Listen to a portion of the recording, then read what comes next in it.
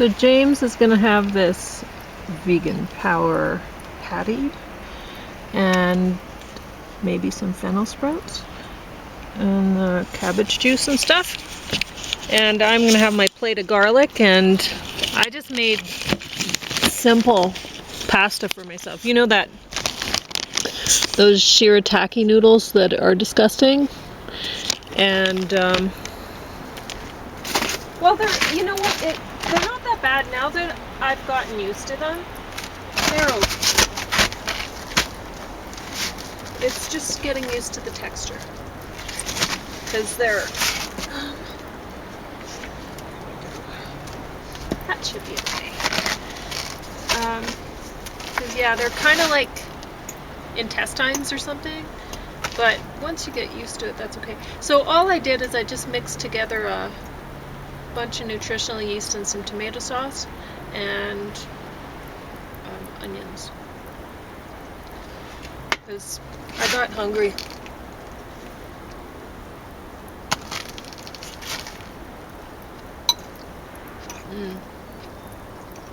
It's pretty good.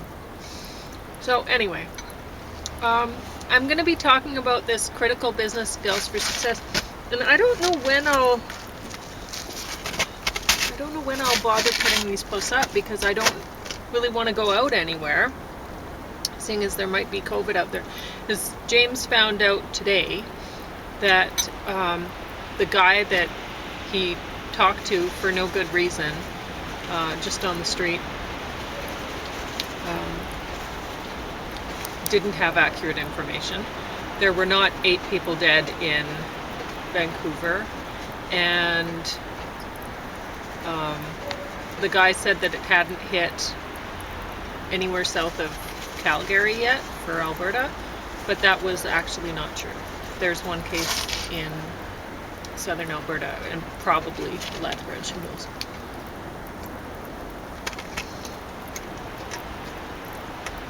So anyway,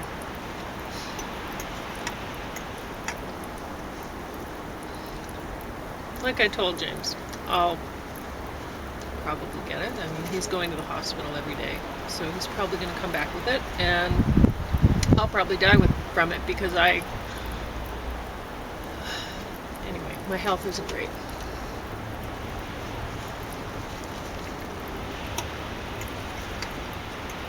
But I do eat a plate of garlic a day, so I've got to do something. Anyway. And the reason that this bread is so purple or red is that I put quite a lot of beet in there. So there's a lot of beet juice, and then I put the pulp in too. So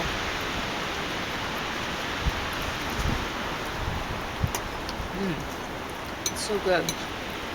So it's dark rye, and I put black sesame seeds in it. But yeah, it's perfect because of that.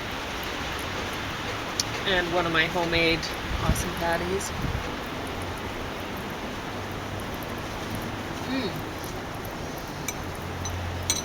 Okay, I'll stop eating for now, just so I can talk a little bit about this. I don't want to talk about it that much. I'm not going to put this up for, I don't know when I'll put it up, because I don't have internet at home. So anyway, yeah, if you're ever needing a really instant meal that's pretty tasty, just saute up some onions. You can just use a little water to saute them, or just in the cast iron pan, and tomato sauce mixed with nutritional yeast. It's delicious.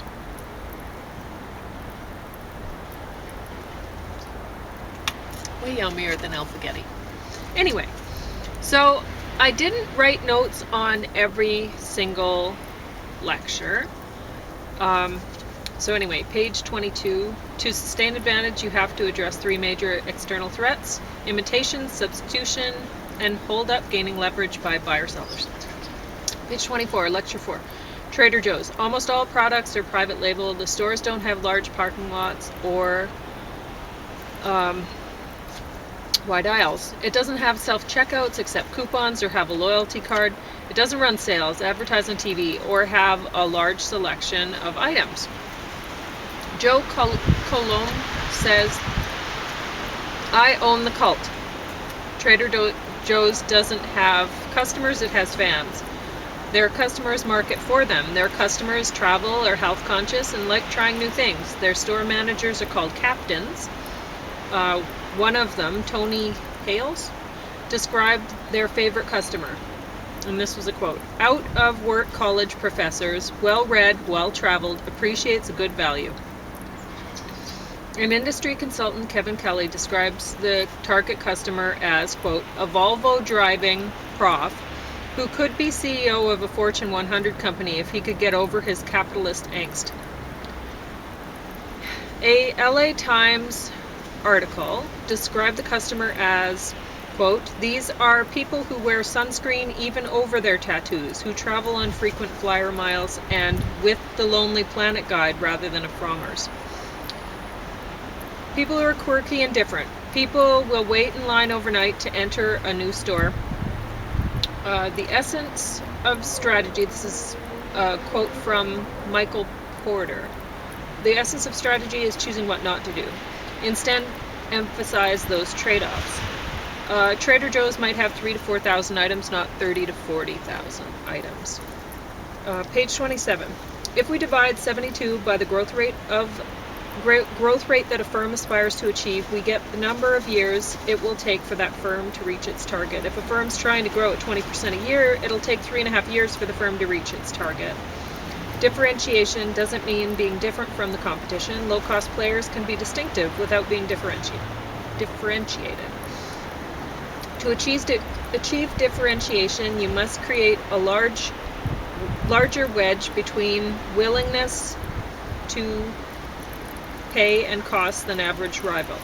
Trader Joe's has emphasized their trade-offs as good. Don't try to follow the herd and be everything for everyone. Don't serve the customer request box. Convince the customer to serve you. You want your customer to be able and willing to pay more for your product. Lecture 5. Those who get to market first movers, gain advantage from 1. Economies of scale, 2. Economic scope, 3. Network effects, 4. Learning effects. Sony didn't have the longevity in video cassettes even though they were the first movers, beta. Economies of scale, the bigger you are, the more cost per unit decrease. Learning effects are achieved through efficiencies learned through experience. Network effects are a result of perceived value on the part of the user. First movers may fall into the sunk cost trap. They invest heavily in a tech or business style, even if they get negative feedback. This investment makes it more difficult to cut losses and shift strategy. Cost per unit fall as volume increases, but at some point that curve moves up again. Eventually, the firm size becomes a liability. 35. When firms cannot hold onto their learning or protect intellectual property, a second mover can capture the spillover and learn from first mover's mistakes. It seems to make sense for a firm to get to market first and get big fast, but Facebook outcompeted Friendster and MySpace. I put a comment here. This is mine. Some customers want to be a part of a group, but not too large of a group. Many customers want to see themselves as a pioneer who is high-tech, cutting-edge, unique, maverick, more worldly, more intelligent, of an intellectual and cultured higher class than the herd. Customers will pay for perceived power. You aren't a high-tech industry pioneer if you're using computer programs. You're a product user. When a business convinces you that you are a part of their team, this is just marketing. Often yellows are betrayed by their own egos. If you are a yellow or a yellow want to be conscious of when you are actually gaining power through your loyalty and when you are building and giving away power for someone else. That's my little comment for that. And I'm going to stop there for now and eat my food because it's yummy.